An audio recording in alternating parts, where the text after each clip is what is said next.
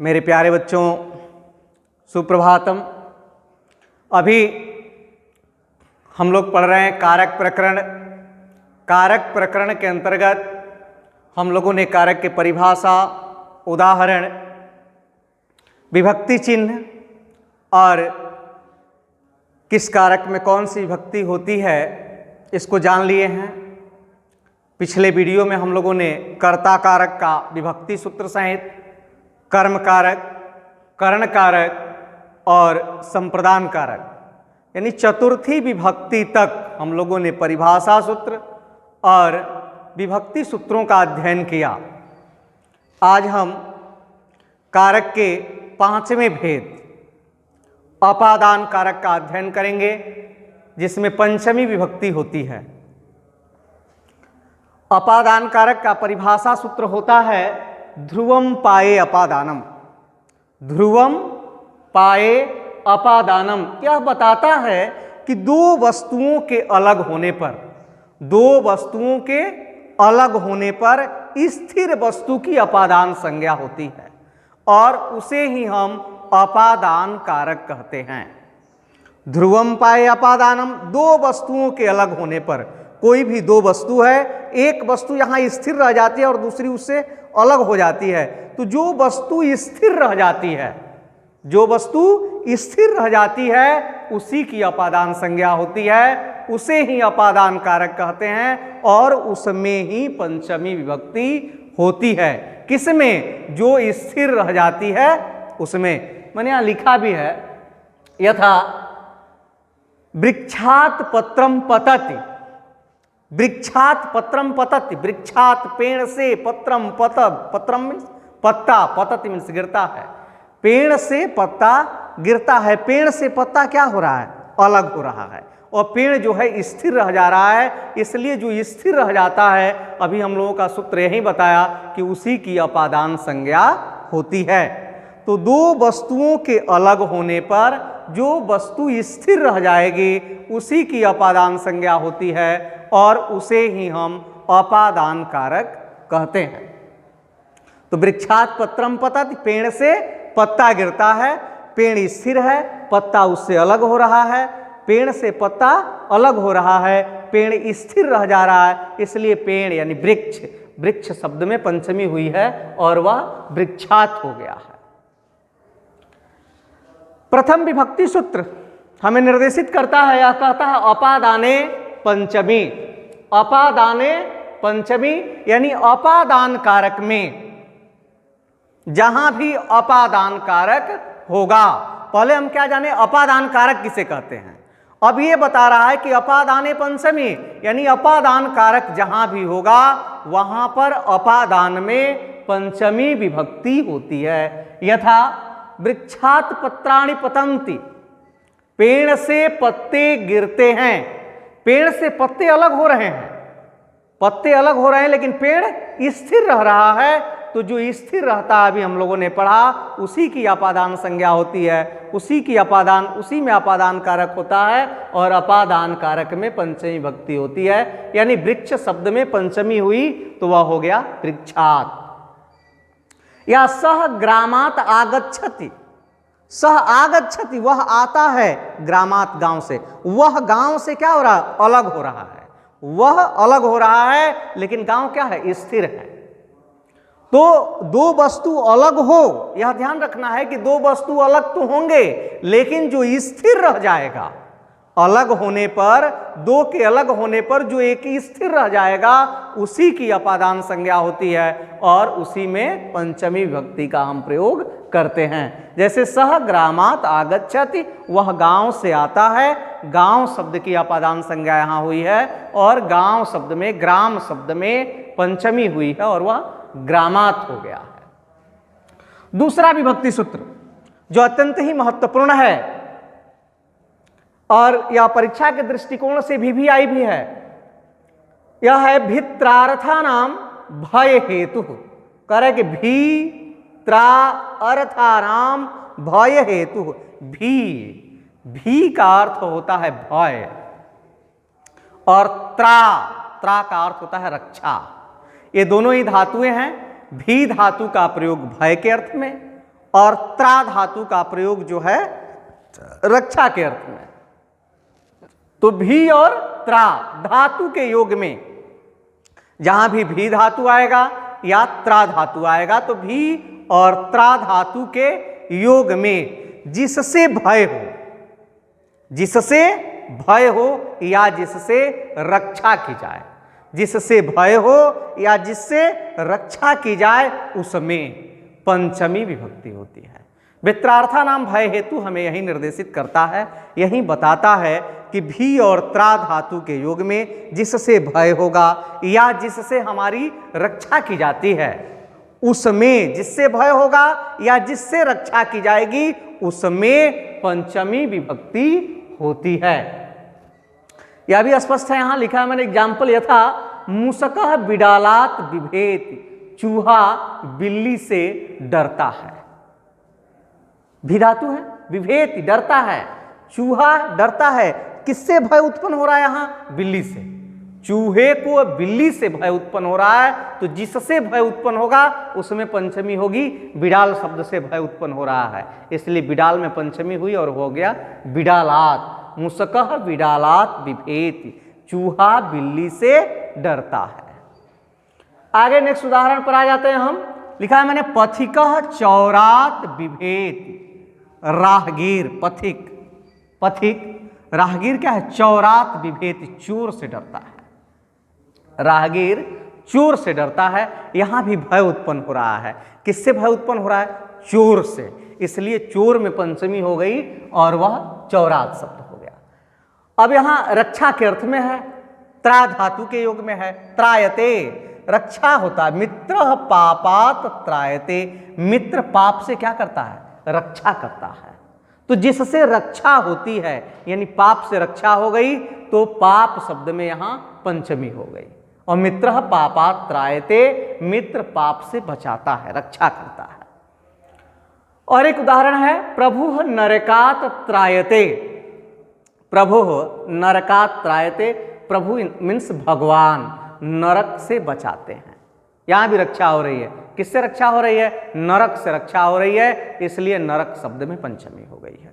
तो जिससे भय होगा या जिससे रक्षा होगी उसमें पंचमी भक्ति होती है। यही यह सूत्र जो है निर्देशित करता है। आगे तीसरा विभक्ति सूत्र, तीसरा विभक्ति सूत्र है अपादान कारक का और वह कहता है वारणार्था नाम इप्सितः, वारणार्था नाम इप्सितः यानी जिससे, जिससे किसी व्यक्ति या वस्तु को दूर किया जाए, जिससे किसी व्यक्ति या वस्तु को दूर किया जाए, हटाया जाए, जिससे हटाया जाए, जिससे दूर किया जाए उसमें पंचमी विभक्ति होती है।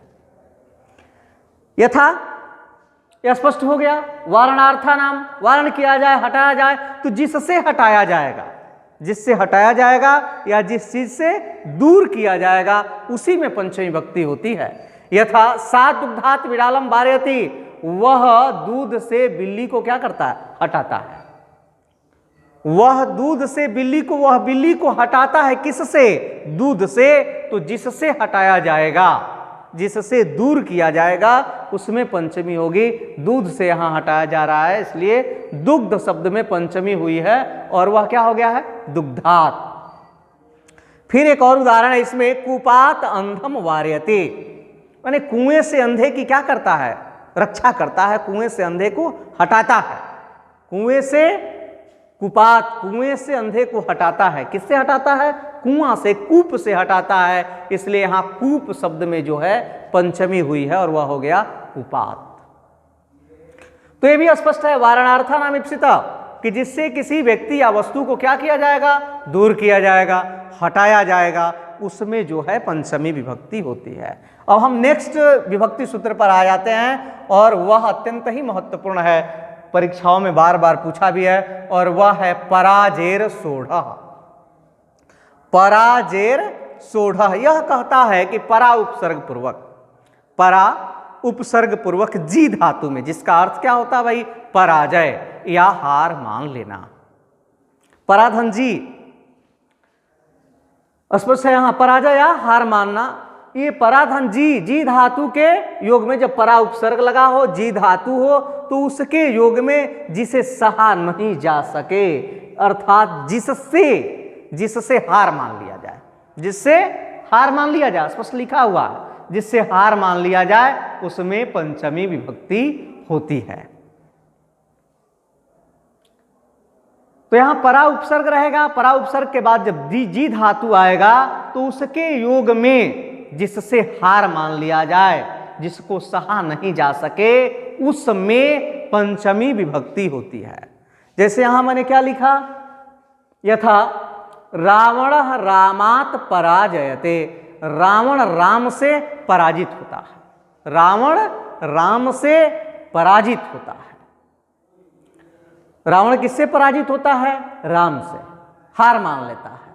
या अलसः अध्ययनात् पराजयते, आलसी जो है अध्ययन से हार मानता है। जो भी आलसी पुरुष है वह अध्ययन से क्या होता है? हार मान लेता है। तो जहां भी ऐसा रहेगा, जहां पर पराजय का अर्थ होगा, हार मान लेने का अर्थ होगा, तो जिससे आदमी पराजित होता है या जिससे हार मान लेता है उसमें, जैसे यहां राम में, राम से पराजित होता है इसलिए राम में पंचमी हुई है, अध्ययन से पराजित होता है, हार मान लेता है, इसलिए अध्ययन शब्द में पंचमी हुई है। अब हम इस वीडियो का अगला विभक्ति सूत्र देखेंगे और वह है आख्यातोपयोगे पंचमी। यह भी अत्यंत महत्वपूर्ण है। आख्यातोपयोगे पंचमी ये बताता है कि जिस गुरु से नियम पूर्वक विद्या ग्रहण की जाती है, जिस गुरु से नियम पूर्वक विद्या ग्रहण की जाती है, जिससे नियम पूर्वक विद्या ग्रहण की जाए उसमें पंचमी विभक्ति होती है। जिससे भी, जिस किसी से भी नियम पूर्वक हम विद्या को ग्रहण करते हैं उसमें पंचमी विभक्ति होती है। जैसे उपाध्यायात वेदम अधिते, उपाध्याय से वेद ग्रहण करते हैं, वेद को पढ़ते हैं। तो वेद पढ़ने की जो क्रिया हो रही है वह क्या हो रही है? नियम पूर्वक हो रही है। किससे? उपाध्याय से। तो जिससे नियम पूर्वक विद्या ग्रहण किया जाए, उपाध्याय से यहां नियम पूर्वक विद्या ग्रहण की जा रही है, इसलिए यहां उपाध्याय शब्द में पंचमी विभक्ति हुई है। ठीक आगे अगला उदाहरण है हमारा अध्यापकात शास्त्रम अधिते, अध्यापक से शास्त्र पढ़ता है, अध्यापक से शास्त्र अध्ययन करता है, शास्त्र का अध्ययन करता है। किससे शास्त्र का नियम पूर्वक अध्ययन करता है? अध्यापक से, इसलिए अध्यापक शब्द में यहां पंचमी हुई है। आख्यातोपयोगे पंचमी, यह भी इस अपादान कारक का महत्वपूर्ण विभक्ति सूत्र है। और इसके आगे हम देखते हैं अगला है जो एकदम भी आई है, जिससे अनुवाद पूछता ही है, और वह सूत्र है हमारा भुवः प्रभवश्च। भुवः प्रभवश्च कह रहा है कि भू का अर्थ होता है होना। भू धातु के योग में जहां से कोई चीज प्रभव होती है, भू धातु के योग में जहां से कोई चीज प्रभव होती है अर्थात उत्पन्न होती है, भू धातु के योग में जहां से कोई चीज उत्पन्न होती है उसमें, जहां से उत्पन्न होती है उसमें पंचमी विभक्ति होती है। यही भुवः प्रभवश्च बताता है। जैसे गंगा हिमालयात् प्रभवती, गंगा हिमालय से निकलती है। गंगा निकलती हैं, कहां से निकलती हैं? हिमालय से निकलती हैं, इसलिए हिमालय शब्द में पंचमी होगी। सर्पः विवरात् प्रभवति, सर्प बील से निकलता है, भू धातु का योग है, और प्रभव कहां से हो रहा है? विवर से, विवर से उत्पन्न हो रहा है। सर्प बील से निकलता है, तो जहां से कोई चीज उत्पन्न होता है, जहां से कोई चीज निकलता है उसमें पंचमी विभक्ति होती है। सर्पः विवरात् प्रभवति, सांप बील से निकलता है। आगे आ जाते हैं, यह भी महत्वपूर्ण है। और अगला हमारा विभक्ति सूत्र है अपादान कारक का बहिः योगे पंचमी। यह बहिः योगे पंचमी कर रहा। बही, बही शब्द का अर्थ होता है बाहर। यहां मैंने लिखा है बही का क्या अर्थ होता है? बाहर के योग में। बही शब्द जिसके योग में आएगा उसमें पंचमी भक्ति होती है। माने किसके बाहर? तो जिसके बाहर उसमें पंचमी। बही योगे पंचमी, बही के योग में पंचमी होता है। जैसे ग्रामात बहिः सरः वर्तते, ग्रामात बहिः सरः वर्तते, गांव के बाहर तालाब है। बाहर तालाब है कहाँ? गांव के। तो बही किसके योग में आया है? गांव के बाहर, इसलिए ग्राम शब्द में पंचमी हुई है, ग्रामात हो गया है। यहां लिखा है गृहात बहिः कूपः अस्ति, घर के बाहर कुआं है। तो यहां घर के बाहर, बही का योग किसके साथ है? घर के साथ है, इसलिए गृह शब्द, घर शब्द में जो है यहां पंचमी हो गई है और वह गृहात हो गया है। गृहात बहिः कूपः अस्ति, घर के बाहर कुआं है। नेक्स्ट, और नेक्स्ट सूत्र देखते हैं। यह बताता हमें आंग मर्यादाभिविध्यो, यह हमारा 8वां उपपद विभक्ति सूत्र है अपादान कारक का, और यह है आंग मर्यादाभिविध्यो। यह कहता आंग, आंग माने आ उपसर्ग के योग में, आ उपसर्ग लगा हो, तेन बिना, या मर्यादा, मर्यादा शब्द का अर्थ होता है सीमा, तत्सहित यानी उसके हित, और अभिविधि का अर्थ होता है व्याप्ति। इन अर्थों में पंचमी विभक्ति होती है। आंग मर्यादा विविध्यो, आ उपसर्ग के बाद मर्यादा, तत्सहित तथा अभिविधि अर्थ में पंचमी विभक्ति होती है। तीनों का मैंने यहां उदाहरण भी दिया है। पहला यहां मर्यादा, मर्यादा अर्थ में, मर्यादा का अर्थ क्या होता है? सीमा। और इसमें मैंने लिख दिया यहां आ नगरात वाहनानि गच्छति, यानी नगर तक एक सीमा है, नगर तक गाड़ियां चलती हैं। आ नगरात वाहनानि गच्छति, नगर तक गाड़ियां चलती हैं, जाती हैं। कहां तक जाती हैं? नगर तक, बस नगर के उधर नहीं, एक सीमा है। तो ऐसे भी जब आए जहां सीमा निर्धारण हो, वहां पर भी उस शब्द में पंचमी होती है। फिर अभिविधि कह रहा है कि आ सकलात ब्रह्म, यानी ईश्वर सर्वत्र विद्यमान है, ईश्वर हर जगह विद्यमान है। जब अभिविधि का अर्थ होगा तब भी वहां पंचमी विभक्ति होगी। और आगे एक तत्सहित, और यहां आजीवनात् सत्यम अवदत्, यानी जीवन भर सत्य बोलो।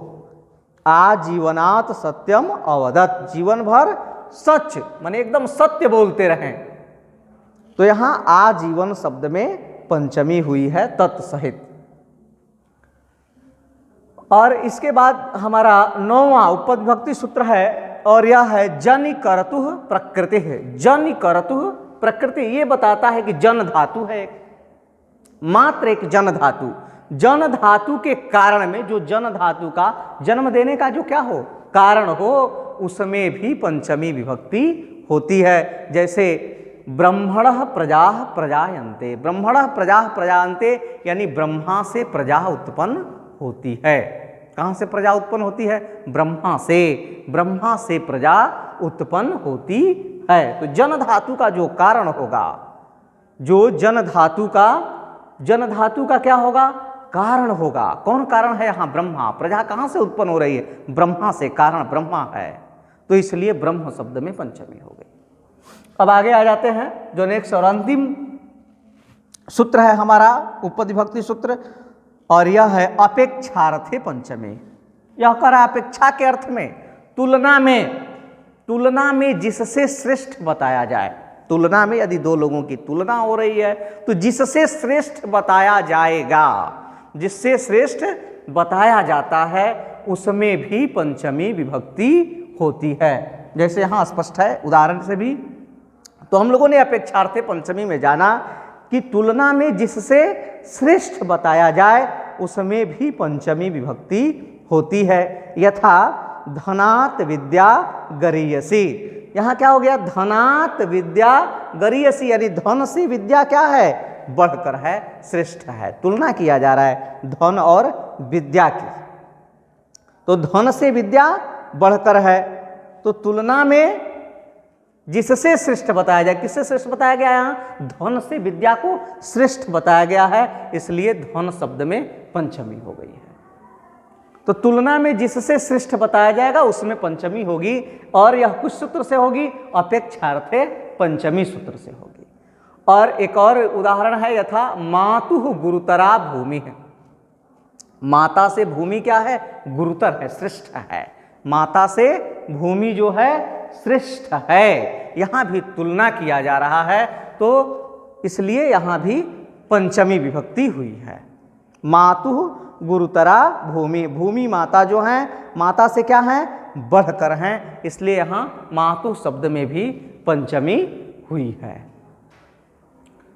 तो इस वीडियो के माध्यम से हम लोगों ने अपादान कारक के परिभाषा सूत्र का अध्ययन किया, और लगभग जितने भी महत्वपूर्ण उपपद विभक्ति सूत्र हैं अपादान कारक के अंतर्गत, उन सब का भी हम लोगों ने अध्ययन किया।